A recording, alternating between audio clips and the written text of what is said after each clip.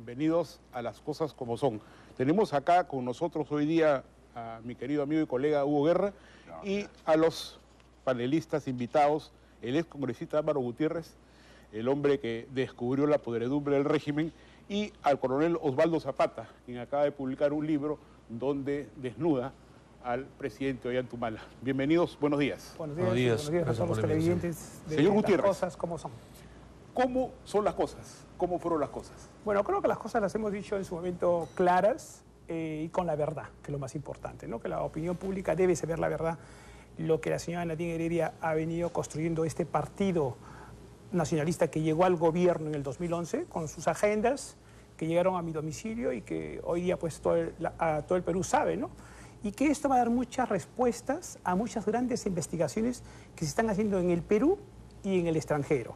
Y si en el Perú no avanza, nos daría vergüenza que en el extranjero sí avance, ¿no? Porque yo creo que lo de Brasil es muy grave y las respuestas las miraremos ya con estas agendas seguramente hoy día y eso será muy importante para... ¿Tenemos tiempo para todo eso? Coronel, bienvenido. Hugo, pregunta para ir luego al informe de Mayra. ¿Cómo no? Coronel, bienvenido. Usted ha tenido el especial valor de revelar, sobre todo en su último libro, El bastón negado, todas las vinculaciones del señor comandante Ollanta Humala con un entorno muy complicado, comenzando, por ejemplo, por desmitificar el tema del locumbazo, es decir, su famosa y, entre comillas, insurgencia, y usted demuestra que tuvo vínculos con el ex asesor del CIN, el señor Vladimiro Montesinos, actualmente preso.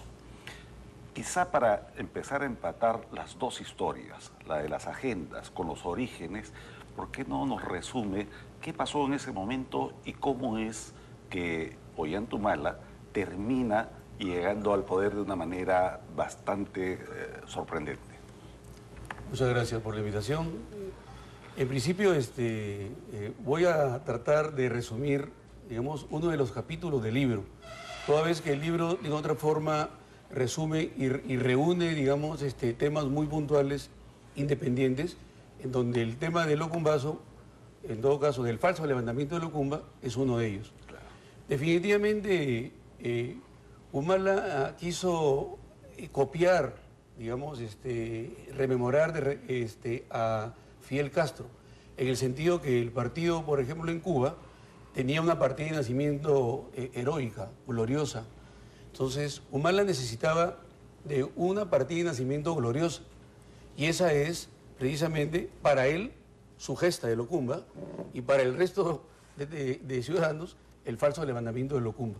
Él necesitaba, de todas maneras, de una partida de nacimiento. Lo que quiere decir que si la gesta para él de Locumba es un falso levantamiento, significa que el Partido Nacionalista se queda sin cimientos. Y por eso precisamente es que vemos de que el partido no tiene solidez, no tiene consistencia. Una prueba de ello son sus congresistas. Mire. Vamos a seguir con ese tema luego de que veamos el especial que ha preparado Mayra Albán. Tenemos el video preparado, vamos con él, ¿listo? Los cuestionamientos han vuelto a enfocarse en el gobierno del presidente Ollanta Humala. Sería la primera vez en la historia de la República en que hablamos pues, de vacancia presidencial. Investigaciones en uno de los casos más escandalosos a nivel mundial que involucrarían en la red de corrupción más grande de los últimos tiempos. Creo que se ha hecho mucho mal en pretender atribuirle una implicancia al presidente cuando no la tiene. Esta semana, una acusación al presidente de la República, Ollanta Humala, por supuestas coimas recibidas por parte de la empresa Odebrecht, ha puesto de nuevo su gobierno en cuestión. Un hecho que incluso se lleva en las investigaciones por el caso Lava-Jato en Brasil y que se suman a la larga cronología de actos de corrupción del gobierno nacionalista. Esta semana, un escueto comunicado del Ejecutivo salió como respuesta a la versión de la Policía Federal del Brasil que involucraba de manera directa a Ollanta Humala en el caso Lava-Jato. Más de $3 millones sería el precio que Humala habría aceptado y que, según la Policía Federal, se detalla en documentos incluidos en la investigación. Líneas que con las iniciales OH harían referencia a nuestro actual presidente de la República. Es la interpretación que hace un delegado de una hoja Excel donde hay las iniciales de él y donde hay un dinero al costado. Yo creo que el primer mandatario de la nación merece respeto, sobre todo si es información que no ha sido contrastada. Si la Policía Federal brasileña afirma, digamos, de que el nombre del presidente Ollanta Humala figura en esta hoja de cálculo, definitivamente es porque la policía tiene mucha más información. El presidente de la Comisión Lavallato, Juan Pari, quería citar al presidente. ¿Sí sería necesario que lo citen? No, de ninguna manera, porque no hay ninguna implicancia directa al presidente de la República. En el caso nuestro ni siquiera éramos gobierno. Yo creo que Juan Pari va a actuar con la debida responsabilidad y no va a caer en el juego de utilizarlo políticamente este tema. No, acá no se afecta nada. Es una información que ha venido del exterior, que tiene que investigarse. Acá nadie tiene corona. Pero las supuestas coimas recibidas por nuestro presidente Humala no han sido el mayor escándalo de su gobierno. Antes de que Humala asumiera su rol como presidente elegido por el pueblo peruano, ya se veía involucrado en escándalos de corrupción, como fue el cuestionado caso de los viajes a Rusia de su hermano Alexis Humala. Este es un hecho que se concretó casi antes nomás de asumir la presidencia el señor Ollanta Humala.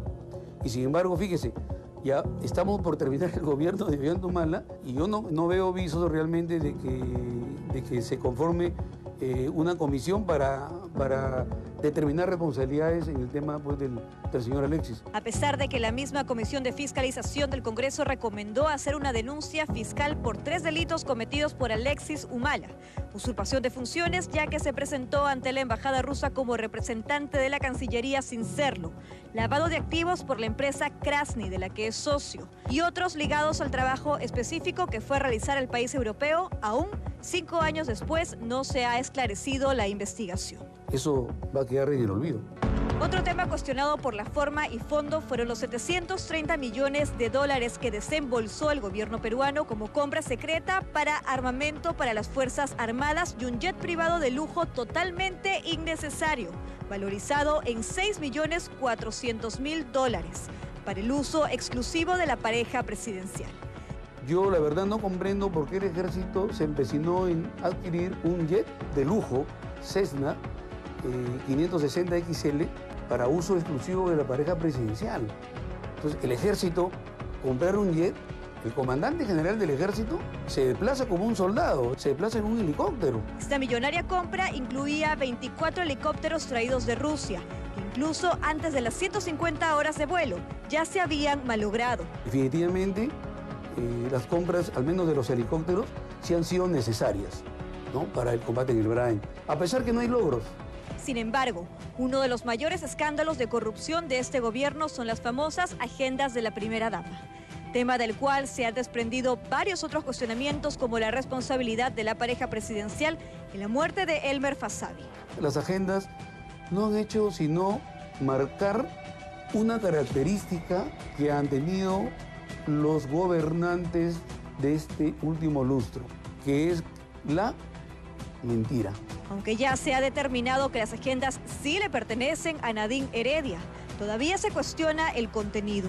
La investigación sobre sus cuentas y el origen del dinero es algo que aún se encuentra en investigación. Para algunos, una investigación que viene siendo manipulada por los mismos miembros del gobierno central y, como evidencia, el cambio de los fiscales que venían siguiendo el caso. El fiscal Rojas fue suspendido precisamente en mérito a una imprecisión, de que se dijo que se había declarado realmente improcedente las cosas, ¿no? Y no se había declarado improcedente, ¿no? Ahí se mintió. Ahí se mintió. ¿Te estaba afectando la investigación a la primera dama? Simplemente yo había puesto en conocimiento del Consejo Nacional de la Magistratura de que el fiscal Rojas debería regresar a la investigación de las agendas. Pero no fue así. El mandato del presidente Humala ha tenido más cuestionamientos que aciertos. Su supuesta implicancia por haber recibido coimas en el caso Lavallato podría cerrar una penosa línea de tiempo marcada por la corrupción e improvisación de un gobierno que poco o nada ha aportado a nuestro país. Tenemos con nosotros al señor Álvaro Gutiérrez, el hombre que entregó las agendas de Nadine Heredia a la prensa, específicamente a Rosana Cueva de Panorama. Vamos a ir a la pregunta del tuit para que usted me conteste una cosa más. ¿Cree usted que el Jurado Nacional de Elecciones garantiza elecciones transparentes? Ese es el tuit que tendrían que contestar los televidentes. Usted conoce las agendas, usted ha leído las agendas, usted sabe que en una de las agendas figura el nombre del presidente del Jurado Nacional de Elecciones. En ese entonces, me parece, presidente de la Corte Suprema, el señor Tábara. Así es. Como acá tenemos una agenda, la agenda para mujeres, esta agenda tiene el contenido, todo el escrito de la señora Nadine Heredia, por el puño y letra de la señora, como lo han dicho los peritos oficialmente ya. Y aquí vemos cosas, no solo cuando los congresistas se refieren a que no eran gobierno, no era necesario ser gobierno en ese entonces, porque ya movían su bancada, porque acá inclusive ella escribe donde dice, Daniel, bancada debe conversar con Vega Vega y la OCMA. O sea, ya daba indicaciones la señora. Entonces... ¿De qué año es esa...? Esto era 2008. Bien. O sea, quiere decir que no era necesario llegar a ser gobierno para manipular las instituciones y presionar desde el Congreso. Se le digo cómo presionan desde el Congreso. Son transparentes en el Perú, porque dependen del Congreso y del Ejecutivo. Del Congreso porque deben aprobar su proyecto de ley para el presupuesto de esa institución. Si no, le dicen de no. Y el Ejecutivo no le abre el caño para darle el dinero. Entonces, todos dependen del gobierno central. Acá no hay ninguna institución independiente, lamentablemente, en el país. En ese momento, el presidente de la OCMA era el doctor Francisco Tábara. Y aquí dice, inclusive, una palabra donde dice, Bemón, que llame a Tábara. Acá está. Es Bomón, ¿no? Bomón. Es el del jurado del El Tribunal Constitucional que lo habían elegido ellos, Claro. con sus Magistrado votos. del Tribunal Constitucional. Que lo habían elegido. Por eso, cuando eligen con sus votos a un representante en el Tribunal Constitucional, en el Colegio de la Magistratura, tienen poder, pues, a poner fiscales, a decidir lo que ellos quieren. Y acá dice, a llamar a Tábara para que frene a R, que era la jueza, posiblemente, que estaba llevando el caso de Madre Mía, de Ollanta Humala. Entonces, imagínense si cuando no era gobierno, no tenía ese poder, la señora ya manejaba las instituciones con su bancada. Hoy es gobierno, hoy es la esposa del presidente de la República, es la jefa como es conocida, y ella ya no pedirá, sino ordenará. Entonces, lamentablemente, el señor Tábara, con esta escrita, en otro país del mundo ya el señor debería haber renunciado. Señor, usted lo que está sugiriendo entonces es que el doctor Francisco Tábara, presidente del Jurado Nacional de Elecciones, mantiene un vínculo con el gobierno a través de la señora Nadine Heredia. Así es. Y esto significaría que su postura y su voto en minoría, en el caso de Julio Guzmán, que se dice que es el candidato del gobierno, ¿habría estado conversado con el Ejecutivo? Yo creo que es evidente lo que la señora ya ha escrito con su puño y letra, que ella ya daba indicaciones a Tábara. Entonces, hoy día, pues, él es esposa del presidente, por favor. Entonces, yo creo que el señor Tábara ya debería haber renunciado. Pero lamentablemente, el Congreso lo manejan todavía los grupos políticos que están ahí a la repartija. Por eso que dice, el Perú debe cambiar, pero debe cambiar cuando realmente se cambie totalmente todo el Congreso y no vaya ningún reelegido. Porque esos reelegidos ya saben cómo manejar la mañosería en el Parlamento. Entonces yo creo que el señor Tábara debería inclusive inhibirse en todas las votaciones a favor del señor Guzmán. Señor Gutiérrez, vamos a preguntarle al coronel Zapata dónde comienza este tema. Porque la señora Nadine Heredia es una jugadora de cartas extraordinaria. Elegir a un militar mediocre como esposo, conducirlo a esa locumba falsa y luego entronizarlo en el poder del Perú, es una hazaña. La señora es el equivalente a Pigmalión. ¿Cómo nace esto? ¿Usted conoció a la señora Nadine Heredia antes del matrimonio con el comandante Humala? Por supuesto, yo la conozco desde los 18 años, pero quisiera precisar lo siguiente. Cuando Ollanta Humala sale al retiro en enero de 2005, ¿no? y decide formar un partido, precisamente él hace una separación política de Antauro, en el sentido que Antauro continuaría con el etnocacerismo y Ollanta con el etnonacionalismo. Y precisamente ahí ingresa Nadine, que le exige a Ollanta sacar esa palabra de etnonacionalismo y se convierte a partir de ese momento ya en el Partido Nacionalista, en el proyecto Humala Heredia, porque todo lo anterior corresponde al proyecto Humala Tazo. Humala Tazo. Retrocedamos a los 18 años de Nadine cuando usted la conoce. ¿Quién era? Bueno, era una universitaria. Era una universitaria, estudiaba Ciencias de la Comunicación. Sí, eso lo sabemos todos. Sí. Ella conoce a Humala y cómo dice, este hombre puede llegar a ser más. Porque cualquiera que lo ve diría, ese hombre nunca iba a ser más. Perfecto. Yo sé que en televisión los minutos cuentan. Hechos muy concretos. Cuando Ollanta hace el falso levantamiento de Locumba para facilitar la fuga de Montesinos y se interna en el desierto, hay un momento en que Humala sale del desierto y se va a Tacna. O sea, no está realmente en la, entre comillas, gesta, donde sí permanece Andauro en todo momento. Las cosas, digamos, se van dando en la coyuntura política y se impulsa, se promueve, se negocia la amnistía. Cuando más o menos se sabían los visos de la amnistía, es que esa información Nadine se la lleva a Tacna, a Ollanta, y Ollanta retorna al desierto porque se dio cuenta que podrían capitalizar el hecho que en un momento era para facilitar la fuga de Montesinos, pero ahora resulta que podrían tener una connotación política, podrían ganar un espacio político en el país. Y de hecho que lo ganaron, porque esta casualidad política explica por qué es presidente hoy día, ¿no? Coronel, usted lo que señala en su libro es que no es correcto que detrás de Ollanta Humala haya un alto nivel de institucionalidad del ejército. Usted incluso precisa que cuando es reincorporado no le dan un cargo operativo, sino que lo mandan a un cargo más bien de tipo administrativo en otra instancia. Y que a partir de ahí Humala decide vengarse de los oficiales Vamos a ir a una pausa y al regreso de la pausa su respuesta. Tenemos al coronel Osvaldo Zapata, está listo para responderle a Hugo Guerra sobre el tema del Locumbazo.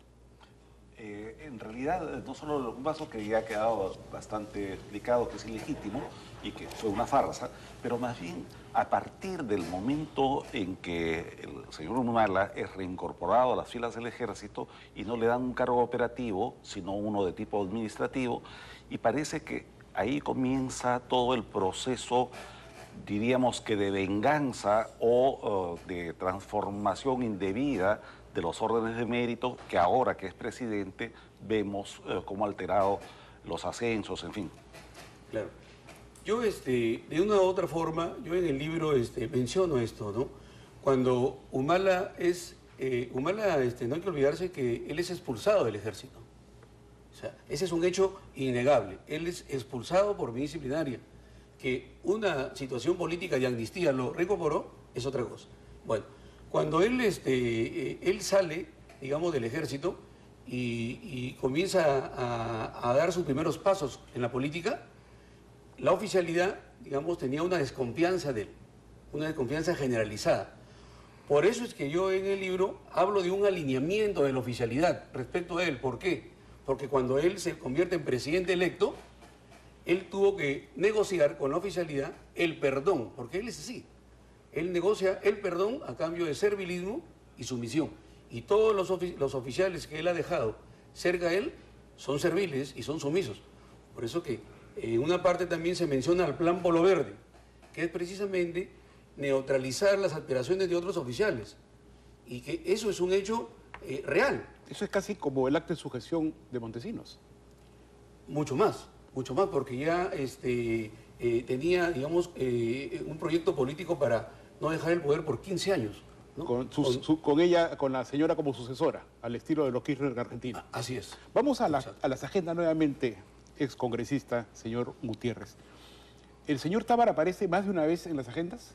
No, aparece en esa indicación que era muy preciso y especialmente para el caso. Muy importante para él. Sobre todo ella llevaba en las agendas una secuencia, como también ha habido la secuencia de cómo ir creando a Ollanta Humala, inclusive cómo alejarse de Chávez en ese entonces, que estaba vivo, para dejar un discurso más... Después habla del proceso del caso de Ollanta Humala en el caso de Madre Mía, para que se pueda comenzar a hacer coordinaciones con todos los poderes que tenían que ver para poderlos salvar, inclusive internacionalmente, con instituciones que podían lavarle la cara y que quede bien a nivel nacional. Esas agendas, señor Gutiérrez, usted las conoce perfectamente, para mí son equivalentes a las grabaciones que hizo Montesinos en el CIN de todos sus invitados.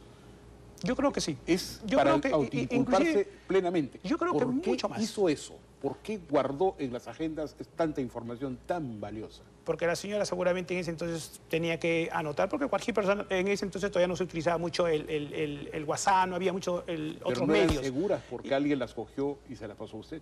Bueno, eso sí, yo el modo de las circunstancias desconozco, como siempre lo he dicho, pero lamentablemente, y yo también me he preguntado muchas veces por qué a mí, pero eso es para que realmente nosotros, todo el país debe saber quién los ha gobernado durante 5 años. Que ha sido un gobierno nefasto, inepto, un gobierno corrupto, un gobierno con bastante cinismo, un gobierno ficticio, inclusive ficticio, creados por 2 personas que son Ollanta y Nadine. Señor Gutiérrez, las agendas nos demuestran otra cosa. Las personas que están ahí y que ahora no pueden borrar esa historia porque están ahí, todo el mundo lo sabe, como el señor Tábara, forman parte de un proyecto mucho más grande. Porque la señora Nadine, al ver frustradas sus aspiraciones presidenciales, porque Alan García se la jugada magistral de llamar la reelección permanente, la reelección conyugal, comienzan a buscar entre sus conocidos y los comienzan a colocar en puestos claves. Tábara está en el puesto clave del Jurado Nacional de Elecciones y hay un candidato al que han inventado y que ahora está segundo en las encuestas, que es el que ellos tienen ahora como carta casi segura para ir a la segunda vuelta y para intentar la presidencia de la República. Así es, mire, acá la señora Nadine Heredia tiene 3 hipótesis. Utilizando la RENIET, porque tiene acercamiento al señor Cucho, porque tenemos que estar atentos a los votos golondrinos, saber cuántos van a ser los electores que van a votar. No vayan a ser por ahí que aparezcan mucho más que lo que no es real. Vamos a tener la injerencia de todo el Estado de este gobierno por ONAGE, por sus gobernadores a nivel nacional.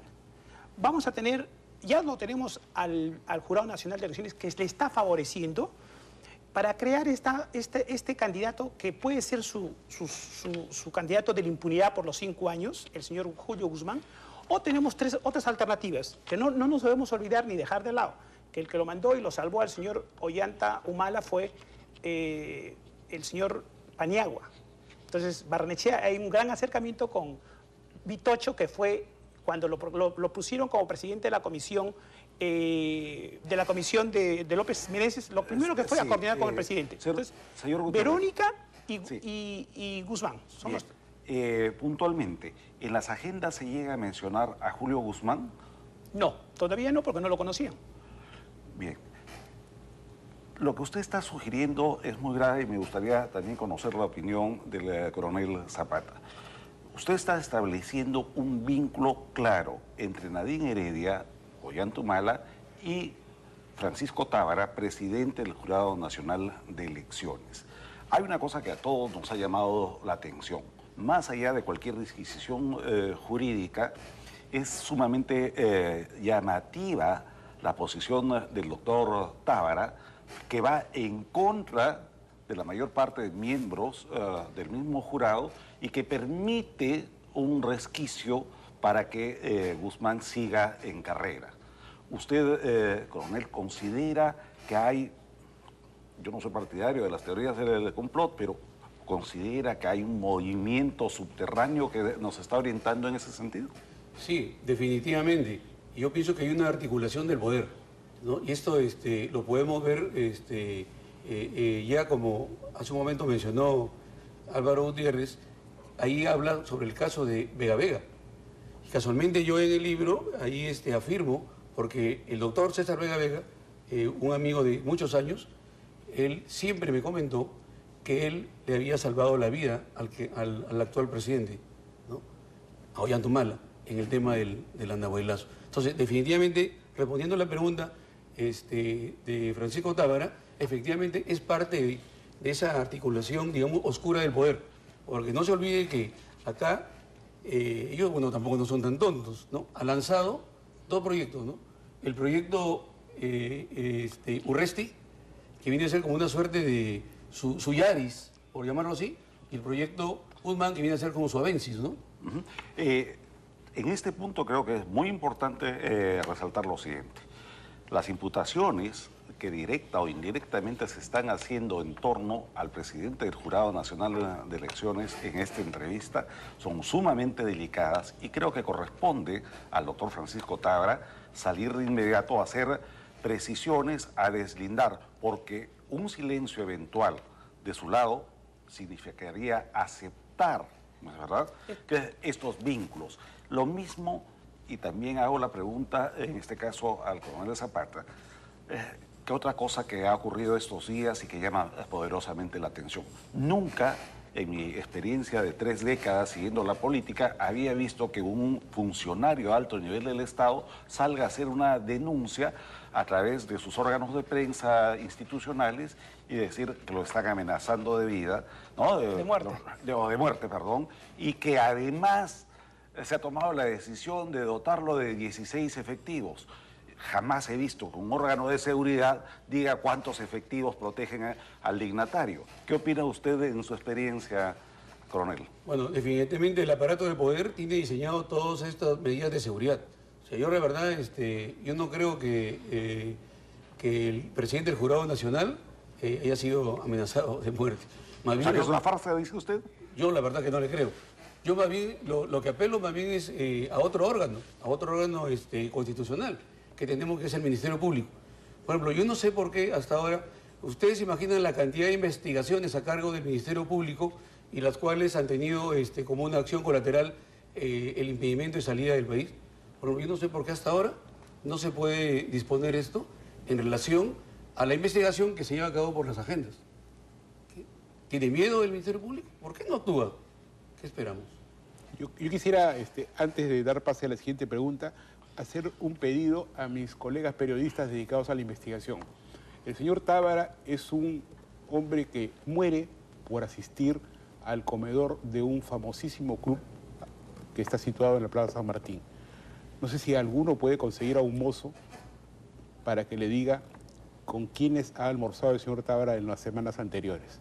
Ese dato sería preciso para saber cómo se están moviendo las redes del poder para capturarlo por 5 años más a través de Julio Guzmán y las personas que los están ayudando desde tras bastidores. Hugo.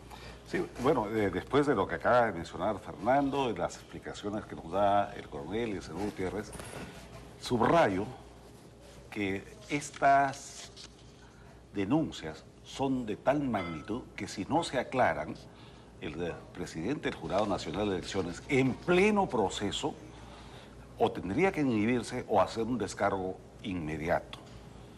Nosotros como periodistas en este programa no hacemos ninguna imputación, recogemos los dichos de los entrevistados, pero son 2 entrevistados sumamente importantes. Y con pruebas, ¿no? Con una prueba escrita por la señora Nadine Heredia. Por favor, señor Gutiérrez. Una prueba que es escrita por la señora Nadine Heredia, donde ya recibía coordinaciones con el señor Tábara cuando no era gobierno. O sea, no nos debemos tapar los ojos ni decir, bueno, el señor Tábara no se habla con el señor Ollanta ni con la señora Nadine Heredia.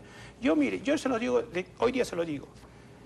Si el señor Guzmán pasa, que va a pasar, y si pasa, por gusto vamos a elecciones, por gusto vamos a perder el tiempo a la segunda vuelta, es el presidente próximo del Perú por 5 años. Es el presidente próximo. Bien, y en el caso de usted, coronel, ¿usted ha sido de la promoción de Ollanta Humala? No, yo soy miembro de la promoción Héroe de Pucará y Marcabay, a la cual también pertenece ese señor. No de la promoción es de él, no se la ha comprado. Bueno, buena precisión. Sí. Buena precisión. Sí. Sin embargo, usted, habiendo estado distanciado del presidente Humala, también fue su jefe de seguridad en un momento inicial de su gobierno. ¿Es correcto esto? No, yo jamás he sido su jefe de seguridad. Lo que yo precisamente menciono en el libro es que cuando lo visité para saludarlo por su cumpleaños, el 27 de junio de 2011, cuando despachaba en el PNUD, él me encargó que le organizara la seguridad, la cápsula presidencial para él, para Naín, para sus hijos y sus padres. Fue un encargo específico. Fue un encargo especial. Es usted además tío del señor Óscar López Meneses, un personaje que ha estado vinculado a toda una investigación que finalmente ha quedado en nada por que presuntamente se le asignó seguridad extraordinaria no siendo funcionario de Estado. ¿Lo mueve a usted un espíritu de protección a su sobrino o algún acto similar? ¿Por qué sale usted con esta fuerza a hacer la denuncia? No, en lo absoluto, en lo absoluto. Mi única relación con el señor Óscar López Meneses es eminentemente familiar. Yo no tengo ningún otro tipo de nexo, ni comercial, ni político, ni nada. Solamente es mi sobrino y yo soy su tío. Vamos a hacer una última Esto es pregunta importante que quede claro, ¿no? al coronel Zapata. En su libro usted menciona una información que no existe en otro lado porque ha sido borrada de las páginas web. La información del robo de la plata de la mochila de Feliciano por el señor Ollanta Humala, actual presidente del Perú. ¿Se reafirma en lo que dice en ese libro? Yo me reafirmo en lo que digo en el libro, pero también me reafirmo en precisar que lo que he hecho yo es parafrasear las palabras de Feliciano. Feliciano, cuando es detenido en Huancayo, y a la hora que se le hace firmar el acta de incautación, él ve que ahí no se consigna un morral con dinero que él había tenido. Y él incrimina que quien le recogió el dinero es el actual presidente. Y precisamente por eso se aperturó una investigación, que ya todos conocen, que fue suspendida por orden de Montesinos. El mayor Humala fue cambiado a Arequipa, fue premiado yéndose a Arequipa. Fue premiado en Arequipa, siguió siendo protegido por el general Cano Angulo, promoción de Montesinos, lo ascendieron a teniente coronel y también participó pues, en el plan reeleccionista del presidente Fujimori. En esa misma página web, ahora desaparecida de la internet, se dice que la señora Nadine Heredia, señorita en esa época, era secretaria de Angulo, de Cano Angulo. No tengo conocimiento.